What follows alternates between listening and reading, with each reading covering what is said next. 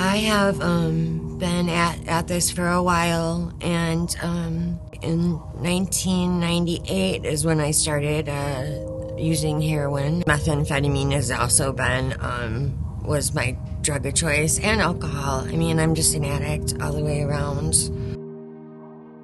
I got sober and had a baby, but eventually I always ended up relapsing. I saw my son growing, and every time I got sober, it was really, I would kind of white knuckle it. I think he's so precious. I've got to do this. But now that he is 19 years old, I just didn't see a purpose to continue.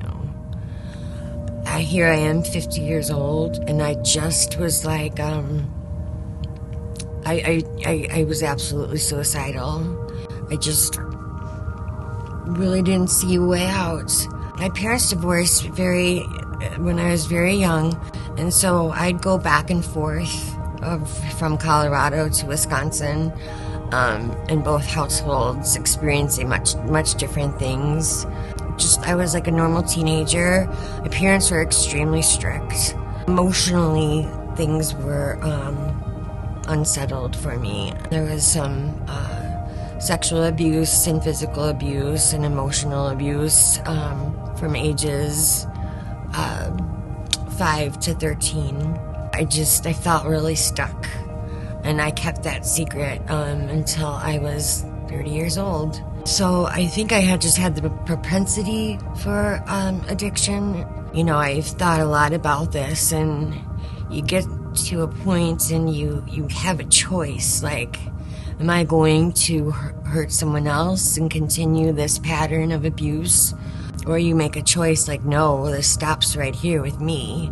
But unfortunately, I feel like in saying it stops with me, I've just beat myself up. Bethany, they met me like exactly where I was at, unwilling,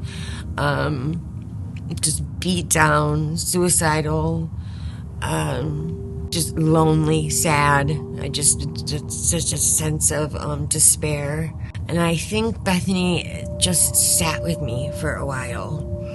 And that just validated, made me feel seen, it made me feel heard, it made me feel valued. Their counselors are amazing. And so when someone can sit with you and say, like, look, I know this sucks. I'm right here. Like, just let me know if you need me. That's such a gift. So I was here for 5 months. I was here for a long time. It was a process, you know?